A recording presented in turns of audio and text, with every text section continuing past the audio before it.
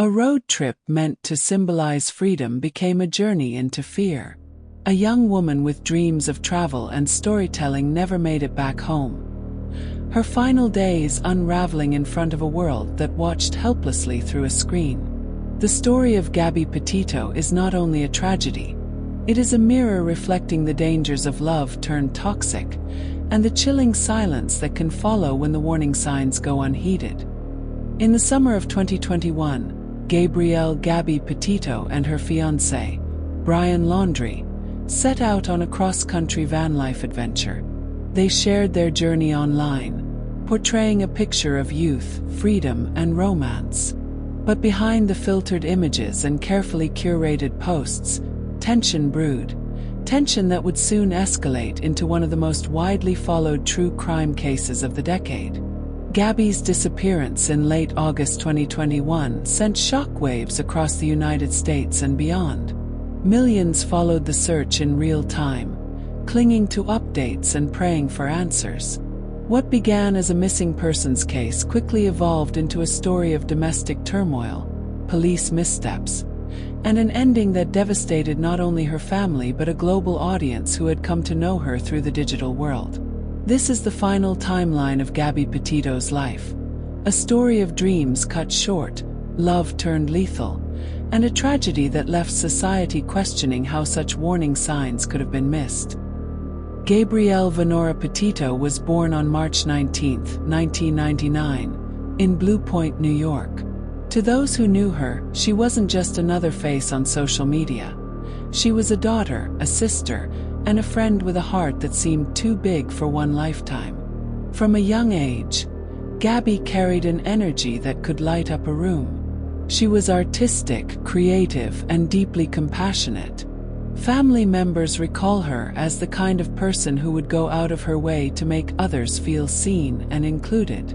She loved painting, journaling, and capturing small, fleeting moments on camera, traits that later inspired her dream of becoming a travel blogger. Gabby's curiosity for the world around her often came out in her writing and in her love for new experiences. She had a restless spirit, eager to travel, to connect with people, and to tell stories through photos and videos. That passion for documenting life wasn't superficial. It was her way of creating meaning and sharing joy. Friends described Gabby as gentle but resilient, sensitive but strong. She was not someone easily forgotten. She valued her close relationships and leaned on her family for strength. Her bond with her parents and siblings was profound, and even during her travels, she would check in often, ensuring they knew she loved them. Her dream was simple but profound: to live freely, to see the world, and to inspire others through her journey. The white Ford Transit van she and Brian Laundrie traveled in wasn't just a vehicle. It was Gabby's canvas. Inside its walls, she envisioned a future of adventure, discovery, and storytelling. But behind her bright smile and creative spirit, there were quiet vulnerabilities. Like many young women navigating love and independence, Gabby's openness, her desire to trust and to love deeply, would tragically place her in circumstances that exposed her to danger. By the summer of 2021, Gabby was 22 years old, standing on the threshold of adulthood, with her entire life ahead of her. She had dreams of building a platform that combined her passions for travel, art, and human connection. She wanted to inspire others by showing that the world, no matter how vast, could be experienced with wonder. Her story resonates not just because of the tragedy that followed, but because she was relatable. A young woman with dreams, flaws, hopes, and a vision for a life full of love and exploration. The brightness of who Gabby was makes the shadow of what happened to her even more haunting. At first glance, Gabby's life with Brian Laundrie seemed like the picture of a young couple living the dream. Their social media posts showcased hikes through national parks, sunsets painted across open skies, and the promise of freedom on the open road. To outsiders, it was the kind of romantic adventure many longed for, a story of two young souls chasing beauty together. But behind the carefully curated snapshots, tension simmered. Gabby's natural light, her optimism, her vulnerability, her desire to connect, was slowly met with something far heavier. The trip that was supposed to symbolize love and discovery became a fragile mask, hiding disputes, stress, and an unsettling imbalance in their relationship. This imbalance wasn't born overnight. To understand how cracks began forming in their so-called van life adventure, we must look closely at Brian Laundrie himself, the man who, on the surface, seemed like Gabby's partner in exploration, but whose inner world carried shadows that would ultimately consume them both. Brian Christopher Laundrie was born on November 18, 1997, in Florida. Raised in North Port, he grew up in what seemed like an ordinary suburban life. His family appeared close-knit from the outside, with Brian spending much of his time at home and later moving into a house his parents owned. Unlike Gabby, whose energy was outward and creative, Brian's personality was more reserved, even brooding at times. Those who knew him described him as quiet, sometimes distant, and prone to intensity when speaking about subjects that interested him. He had a fascination with nature and survivalism, often retreating into the outdoors to hike and camp, an interest that initially bonded him with Gabby. But Brian also carried traits that, in hindsight, painted a different picture. He could be controlling, quick to frustration, and deeply private. Some acquaintances noted his tendency to withdraw or sulk during conflicts rather than work through them. Others described him as having a temper that, while not always explosive, seemed to fester beneath the surface.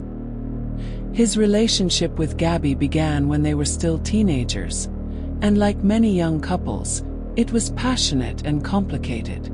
Over the years, their bond grew, but so did the intensity of their arguments.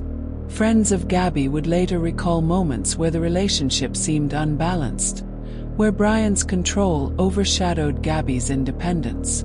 Still, to the outside world, they appeared to be building a shared dream. Brian adopted van life as enthusiastically as Gabby, sketching drawings in his journals, posting snippets of their travels online, and presenting himself as part of the adventure. Yet beneath the images of open roads and wild landscapes lay a man struggling with his own insecurities, frustrations, and need for control. It was this quiet storm within Brian Laundrie that would come to define their journey, and ultimately bring it to a devastating end. For those watching Gabby and Brian's journey unfold on Instagram and YouTube, the images painted a storybook romance. Smiles against canyon walls, playful moments in their small, converted van. The dream of freedom, untouched by responsibility. But behind the camera, there were glimpses, small, unsettling moments, that hinted at something much darker brewing beneath the surface. Friends of Gabby recalled times when she seemed overwhelmed by Brian's controlling nature. He had strong opinions about how things should be done, and when conflicts arose, Gabby often backed down, choosing to smooth things over rather than escalate the tension. She was a natural peacemaker, sensitive, eager to keep harmony. But that same quality left her vulnerable to manipulation and control. As their trip went on, stressors mounted. Life on the road wasn't as glamorous as social media made it appear. The van was cramped, money was tight, and long stretches of travel left little room to escape arguments. Those close to the couple would later reflect that their relationship, while loving in moments, had a fragility that could fracture under pressure. And then came the moment that revealed those cracks to the world. The stop in Moab, Utah. On August 12, 2021, Gabby and Brian were pulled over by police after reports of a domestic disturbance. Body cam footage would later show Gabby in tears, visibly distressed, while Brian attempted to explain away the argument. Gabby admitted she had been struggling with anxiety, that she sometimes lashed out, and blamed herself for the conflict. But the footage also showed Brian calm, almost detached, painting a picture of a situation he seemed to control. Police separated the couple for the night, but no charges were filed. In hindsight, many would see this as the moment where the tragedy could have been prevented. The footage, raw and heartbreaking, became one of the most haunting artifacts of the case, showing not only Gabby's vulnerability but also the imbalance of power between her and Brian. The warning signs were there: the controlling behaviors, the escalating arguments, the moments where Gabby minimized her own suffering to protect him. Yet the world only caught glimpses of it. And by the time those red flags became undeniable, it was already too late. After the Moab stop, Gabby and Brian continued their road trip, but the cracks in their relationship only widened. What might have seemed to outsiders as an adventurous, free-spirited journey was, behind the scenes, descending into a pressure cooker of stress, control, and volatility. Friends and family later described Gabby as increasingly anxious during this period. Phone calls home became shorter and less frequent. Her tone grew subdued. At times, her parents said, it felt as though someone else was always hovering in the background, monitoring, controlling, perhaps even influencing what she could say. The couple's Instagram accounts, once filled with light-hearted posts of scenic backdrops and smiling portraits, began to shift in tone. Observers later noticed that Gabby's captions felt forced, lacking her usual warmth. Behind the curated images there was tension, unseen by followers but deeply felt by those close to her. On August 23, Brian flew home to Florida, reportedly to handle a storage unit. This unexplained trip left Gabby alone for nearly a week. For her family, this separation may have seemed like a chance for breathing space. But when Brian rejoined her at the end of the month, the road trip entered its most dangerous phase.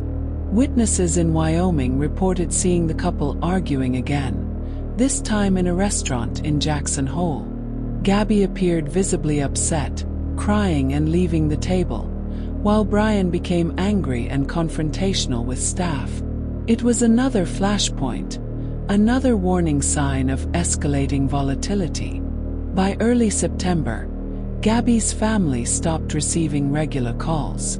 On September 1st, Brian returned to Florida alone in the white van. He offered no explanation, no phone call, no word to Gabby's family. When Gabby's mother, Nicole Schmidt, tried to reach her daughter, the only messages she received back seemed mechanical, unlike Gabby's voice.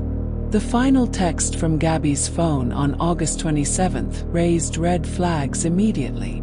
It read, "Can you help Stan? I just keep getting his voicemails and missed calls." Stan was Gabby's grandfather, but she never called him by his first name. To her mother, the message felt chillingly wrong, like someone else was holding Gabby's phone. The walls were closing in, and the silence grew deafening. What had begun as a young couple's dream of exploring the country together was unraveling into a nightmare. And in just days, that nightmare would become irreversible. In the final days of August 2021, the dream that had once carried Gabby Petito and Brian Laundrie across the country unraveled in the quiet wilderness of Wyoming's Bridger Teton National Forest. Surrounded by towering pines and the vast silence of nature, their journey, once painted as carefree and full of possibility, reached a tragic conclusion. The precise details of what happened between them in those last moments remain unknown.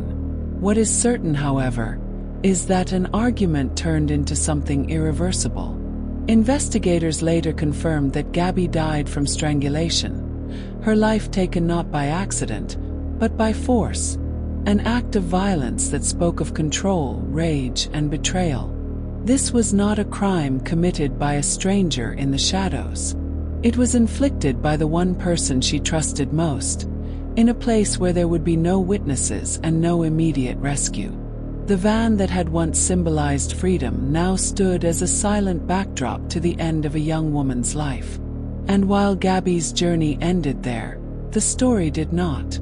Days later, Brian Laundrie was seen driving the van back to Florida, alone. His silence, his return without her, and his refusal to answer questions would soon ignite a nationwide search and a storm of suspicion. Gabby Petito's family reported her missing on September 11, 2021, after losing contact with her for nearly 2 weeks. Concern grew quickly when it became clear that Brian Laundrie had returned home to Florida on September 1st, driving the van they had traveled in, without Gabby. When police questioned Laundrie's family, they said little. Brian himself refused to speak to investigators, directing all communication through an attorney. This silence raised immediate suspicion.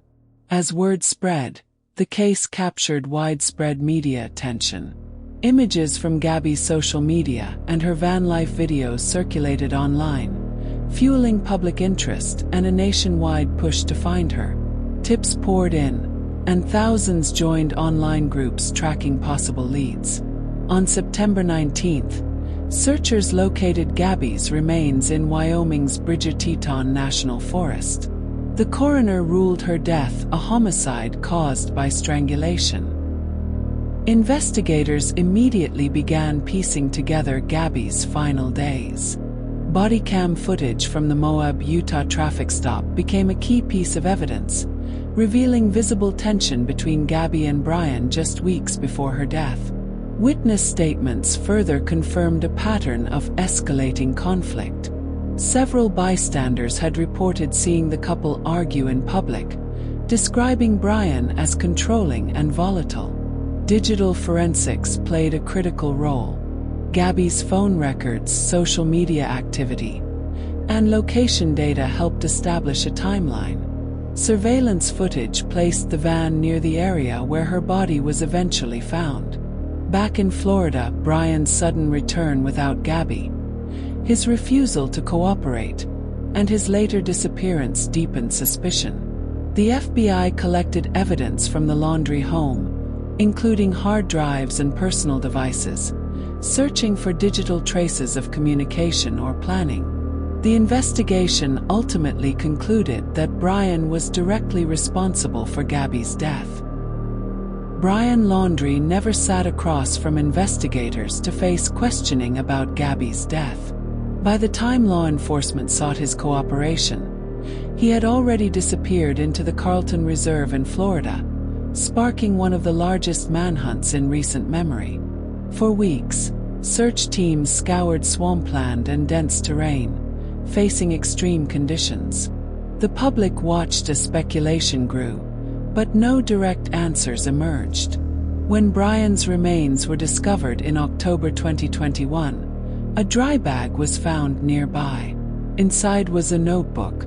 In that notebook, Brian admitted responsibility for Gabby's death. The written confession provided the closest thing to an interrogation. His own words, left behind as a final account. The notebook became the key piece of evidence confirming the truth. Gabby's life had been taken by the very person she trusted most. For Gabby's family, the discovery of Brian's notebook was not closure, but confirmation of the nightmare they had feared. The admission stripped away all lingering doubts. Gabby had not simply vanished. She had been silenced by the person she loved, and who should have protected her. The Laundrie family's handling of events drew sharp criticism. Their silence during Gabby's disappearance, and their decision not to immediately cooperate with investigators, only deepened the anger of the public. For Gabby's parents, the confession carried a weight unlike any court testimony. There would be no trial, no cross-examination, no moment to look the perpetrator in the eye. Instead, they were left with written words, a haunting, one-sided explanation that could never answer the full depth of their questions. In press conferences, vigils, and interviews, they voiced both grief and determination. Grief for the life stolen from their daughter, and determination to fight for awareness so that other families might be spared the same tragedy. The world mourned alongside them. Social media tributes poured in, flowers lined memorials, and Gabby's story became a symbol of both love lost and justice denied. In most homicide cases, justice unfolds in the courtroom. Evidence is laid bare, witnesses testify, and a jury delivers a verdict. But Gabby Petito's case never reached that stage.